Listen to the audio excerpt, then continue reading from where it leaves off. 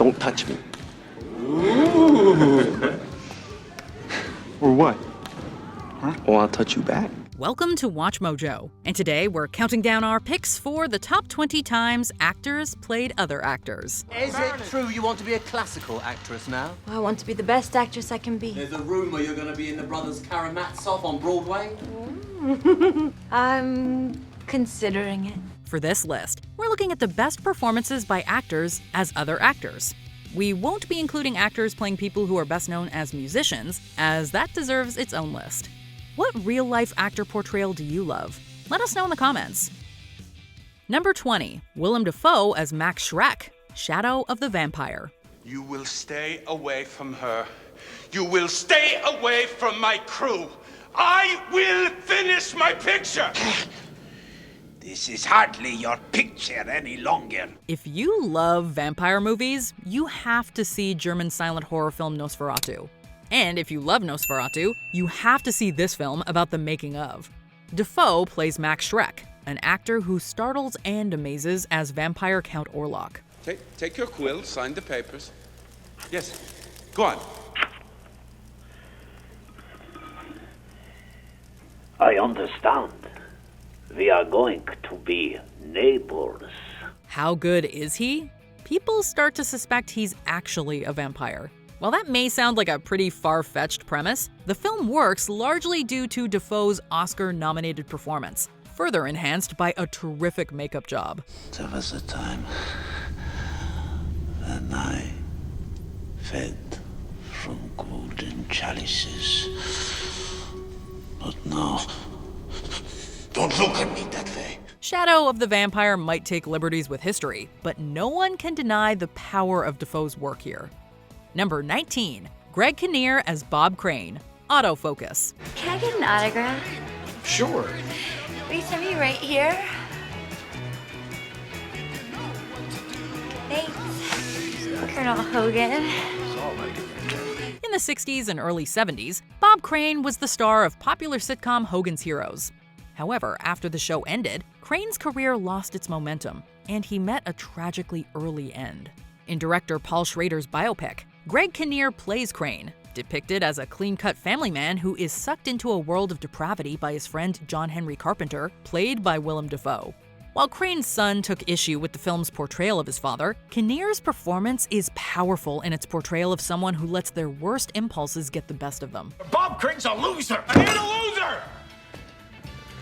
Bob Crane ain't a loser. It's you who brought Bob Crane down. Bob Crane is a good guy. Number 18, Annette Bening as Gloria Graham. Film stars don't die in Liverpool. But everybody in this town's already made up their mind. I'm just sick of the yapping. You gotta think what you want to think. Look, Peter, I'm being honest with you. Gloria Graham won an Oscar for The Bad and the Beautiful, but her career never reached the heights of some of her classic Hollywood contemporaries. Look at that chandelier. Why, it's Woolford, isn't it? This film and Annette Bening's sensitive portrayal give Graham her due. Taking place towards the end of her life, when Graham was living in England and struggling with illness, the film focuses on her relationship with Peter Turner, played by Jamie Bell. The film shines thanks to Bening, who humanizes Graham, allowing both her joy and sorrow to radiate. You should have had chemotherapy, Gloria. Did the doctors offer it in LA? Yes, but, they told me that I'd lose all my hair. As the saying goes, you'll laugh and you'll cry from watching Bening. Number 17, Steve Coogan and John C. Reilly as Stan Laurel and Oliver Hardy, Stan and Ollie. In the Blue Ridge Mountains of Virginia, on the trail of the lonesome pine. Yes, we're technically giving a spot to two actors, but considering how perfectly Laurel and Hardy worked as a duo, we feel it's only fair. Coogan and Reilly play the comedy icons, touring the UK and trying to get a new movie off the ground. Hey, what do you think about this as a title for the movie? Rob 'em Good, as a play on Robin Hood. Right. Yeah, I like it. While the film takes place during a difficult time for Laurel and Hardy, it's an absolute career highlight for both Coogan and Reilly, who turn in great individual work and have fantastic chemistry together. Laurel and Hardy's relationship might not have always been harmonious, but this film is a pleasure from beginning to end. Stan, I knew. You knew? I knew. Well, why didn't you tell me you knew? I thought you already knew I knew. Number 16, James Franco as James Dean. James Dean. What's your name? I can't decide. What are your choices? Well, I got James Dean, Jimmy Dean, or Byron Dean. Which one's your real name? James. In the years following his tragic death, James Dean has been seen less as an actor and more as a symbol of nonconformity and coolness. This TV movie shows us the man under the jacket, and its starring performance is crucial to its success. Franco won a Golden Globe for his portrayal, which captures the rebel without a cause star's physicality, as well as the intensity that made him an idol to so many. Father, it's James. Do you get a chance to watch the play on TV? It was tonight. It's the one I wrote you about. TV movies don't always have the best reputation. However, this film and Franco's nuanced performance are worthy of the big screen. Do you think I got the goods to be a real actor? Yes, I do, Jimmy. Yes, I do. Number 15, Helena Bonham Carter as Elizabeth Taylor. Burton and Taylor. Where were you? Sorry I'm late, hon. Technical stuff. What, for a poetry recital? Can't they just twiddle a few knobs on the night? Think we're celebrity obsessed now? Hardly any power couple can garner even half as much fascination as Elizabeth Taylor and Richard Burton did. It would not occur to me to look to you for instruction. Which is why you have come back chained to Octavian like a slave. Slave. And with such an exquisite set of chains, so softly spoken, so virtuous. In this TV movie produced by the BBC, Helena Bonham Carter plays Taylor, hoping she can reunite romantically with co-star Burton, who she divorced twice.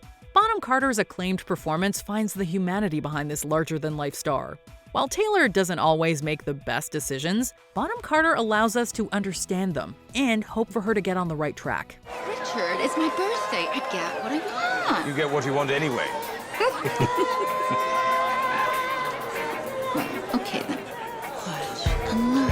And her dynamic chemistry with co-star Dominic West makes this a definite highlight of Bonham Carter's impressive filmography. Don't you just want to sit down for a bit? No, I don't. I am 50 years of age, Richard, and I just announce it to the world.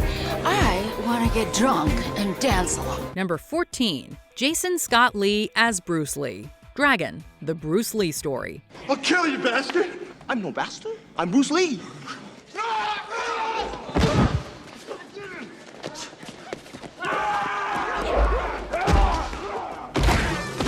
Bruce Lee's physical prowess made him an international celebrity. However, there was more to the man than just his fighting skills. In this biopic, another Lee plays the legendary actor and fighter. Jason Scott Lee's starring performance is impressive on multiple levels. A great mistake is to anticipate the outcome of the engagement. You ought not to be thinking of whether it ends in victory or defeat. Let nature take its course. The actor makes us believe he is Lee through his energy and fighting ability as well as his charisma. Bruce Lee's journey to success was a demanding one, and Jason Scott Lee's performance is riveting and inspiring. You might sign up for a martial arts class of your own by the time you finish watching. There you go, you see? It isn't size or strength that matters. It's focus. You all have achieved an inner spirit. Focus and then there's nothing you cannot bend to your will. Like you just saw. Number 13, Jessica Lange as Frances Farmer. Frances. You stay calm, Doctor, but you're finding that difficult, aren't you? I'm not doing what's expected of me. I'm not sitting here in awe while you carefully dissect my personality. Mental health awareness and treatment has thankfully improved with time. But that was not the case during Frances Farmer's lifetime. Jessica Lange received an Oscar nomination for playing Farmer, whose acting talents were threatened by psychological mistreatment and substance abuse disorder.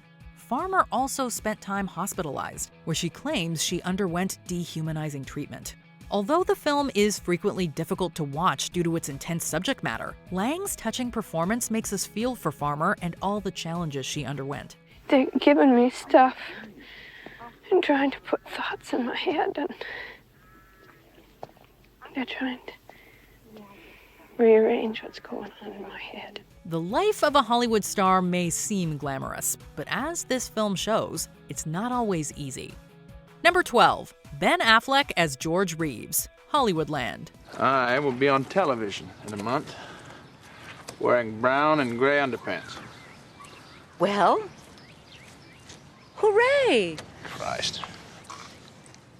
Well, maybe it wasn't your proudest moment. No, I'm quite sure it wasn't. George Reeves may have played Superman on TV, but beneath the suit and cape was a man, one who at times struggled with his iconic role. Hey, Superman! Well, hello there, young man. What's your name? Kenneth Giles.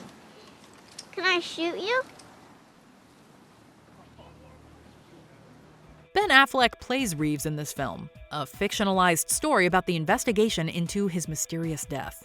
To prepare for the role, Affleck put on 20 pounds and extensively researched Reeves by reading books about him, watching his show, and studying recordings of his voice.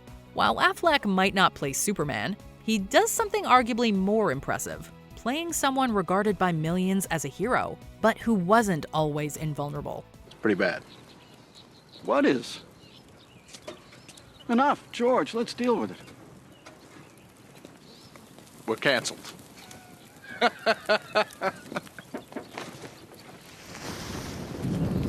Number 11, Amanda Seyfried as Linda Lovelace, Lovelace.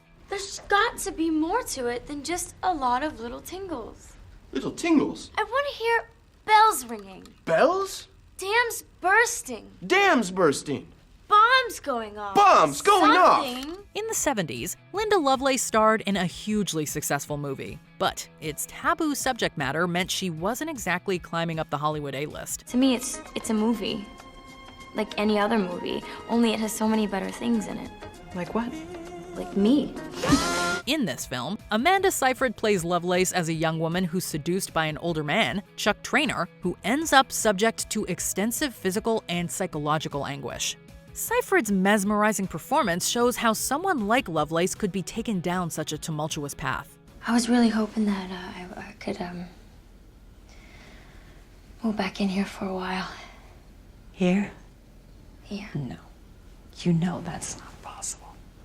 Why not? Linda Lovelace might have been a different kind of movie star, but this film shows she was, like all people, no less worthy of respect and dignity. Number 10, Ray Liotta as Frank Sinatra, The Rat Pack. It's just like in the movies, except you're going up for the part of president. Now, having done a couple movies myself, I can tell you, Edward G. Robinson doesn't play Gary Cooper parts. He plays Edward G. Robinson parts. Frank Sinatra might be best known for his incredible singing voice, but he was also an accomplished actor who even won an Oscar. In this ensemble film for HBO, Ray Liotta plays the leader of the Rat Pack, whose charm, swagger, and blue eyes made him an iconic figure. President Kennedy's on line too. What? President Kennedy's calling. President? The president's on line too for me. You see? The president of what? What's he the president of? The United States. The president of the United States? The president on line too. For me. Although Liotta doesn't do his own singing, he still manages to embody what people love about Sinatra. He also shows us Sinatra behind the scenes. You want to talk about pathetic? Huh? You're drinking so much your skin's starting to feel like sandpaper, Ava. That's pathetic. And he finds great harmony with his supporting cast, including Don Cheadle's Sammy Davis Jr. and Joe Mantegna's Dean Martin. Not everyone can play someone this legendary so effortlessly, but Liotta pulls it off. Number 9, Jeffrey Rush as Peter Sellers, The Life and Death of Peter Sellers. Where are the children?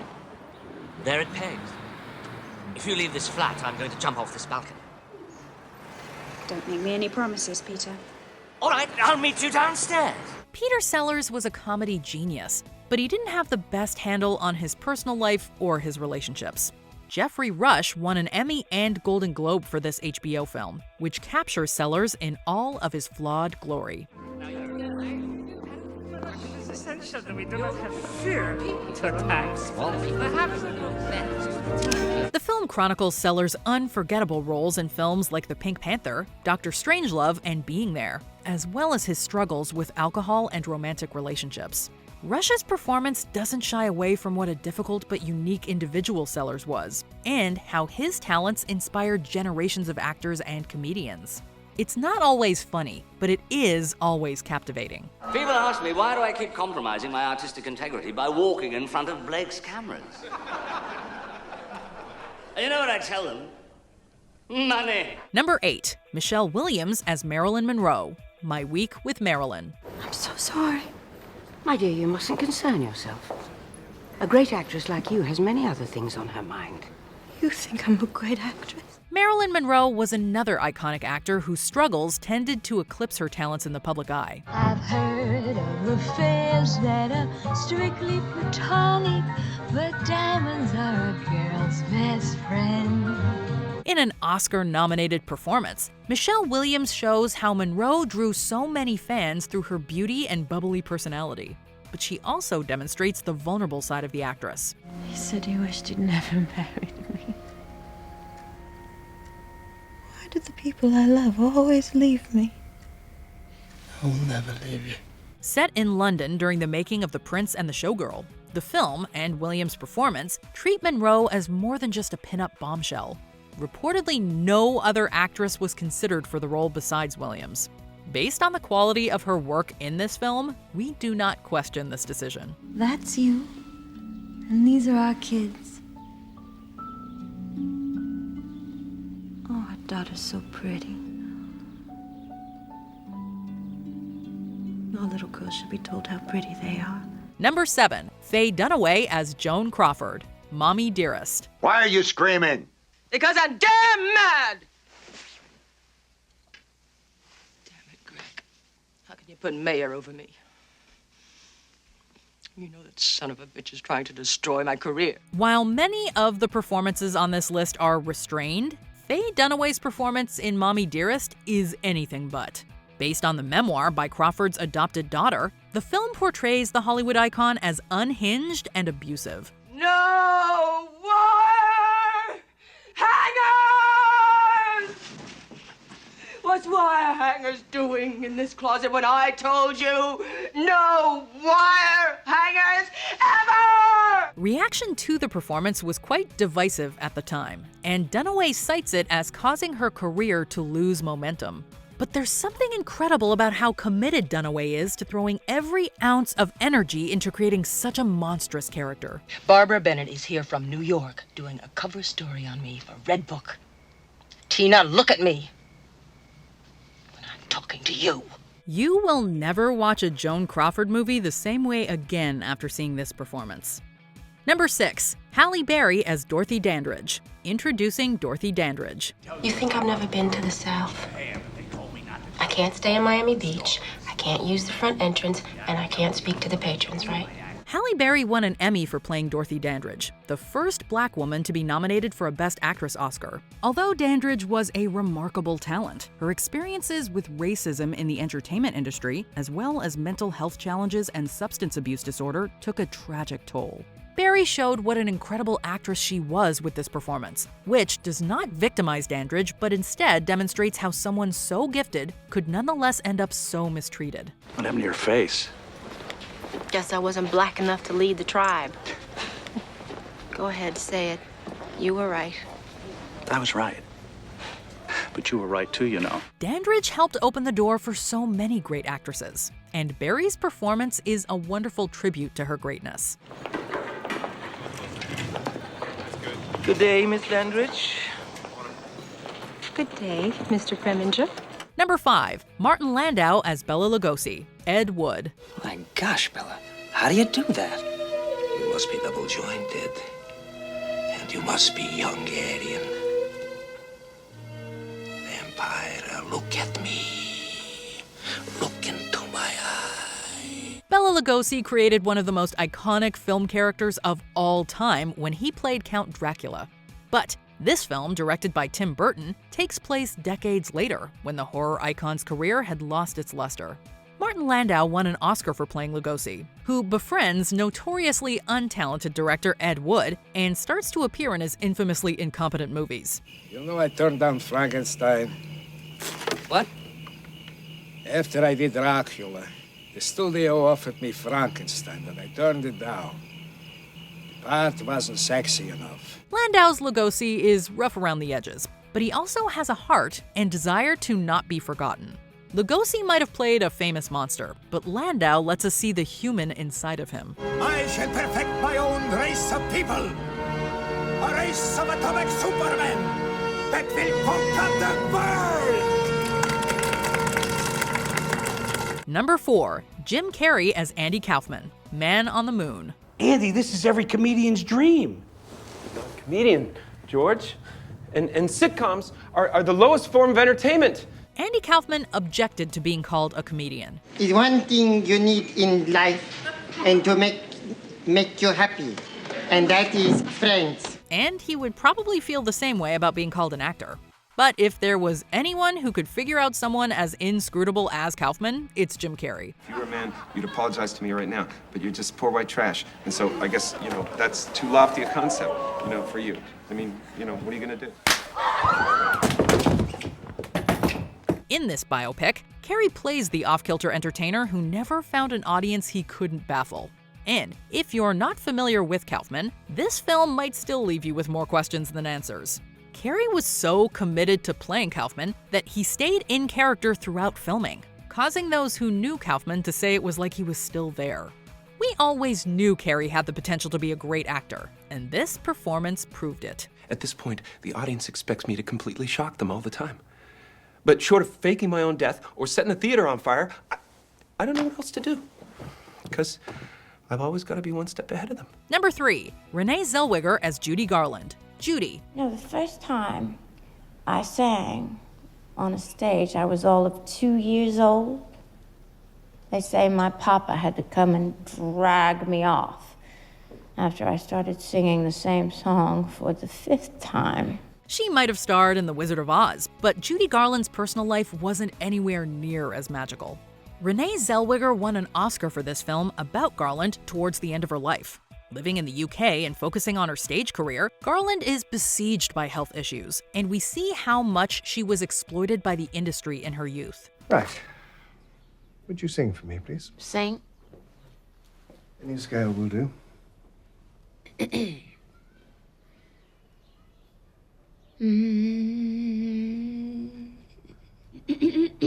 Good enough. Zellweger's performance is absolutely transformative, and she gives Garland her due by showing what an impact she made on so many. The film might not show Garland at her career peak, but it is an all-time great performance from Zellweger. It's snowing outside, which I like. I have 3 beautiful children. I have a lot to be grateful for.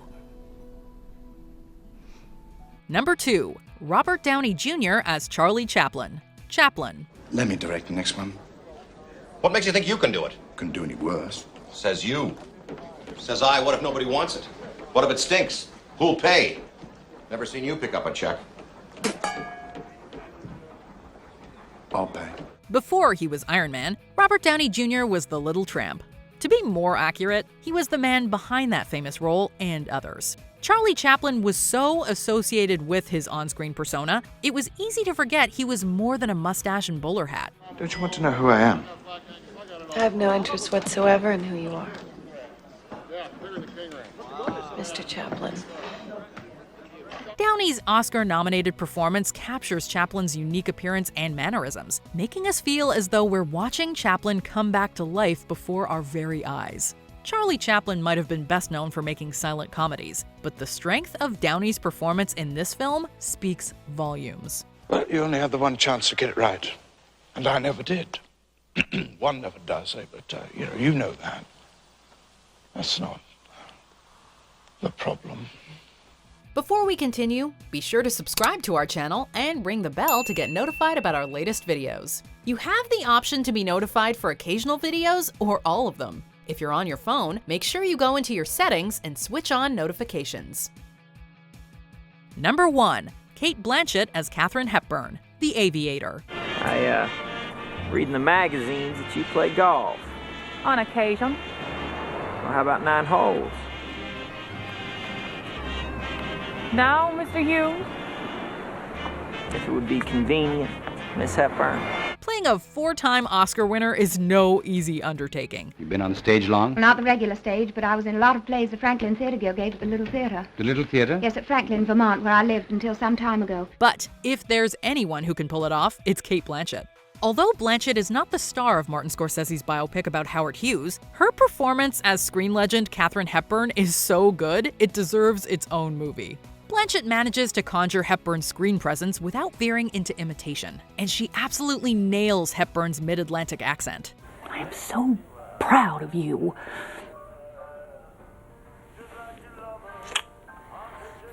Now this is going to sting a little bit. Oh, this is useless. Come to the bathroom. No one should have been surprised when Blanchett took home the Best Supporting Actress Oscar for this performance. It takes a great actress to play a great actress, after all. Trouble with Mr. Hughes?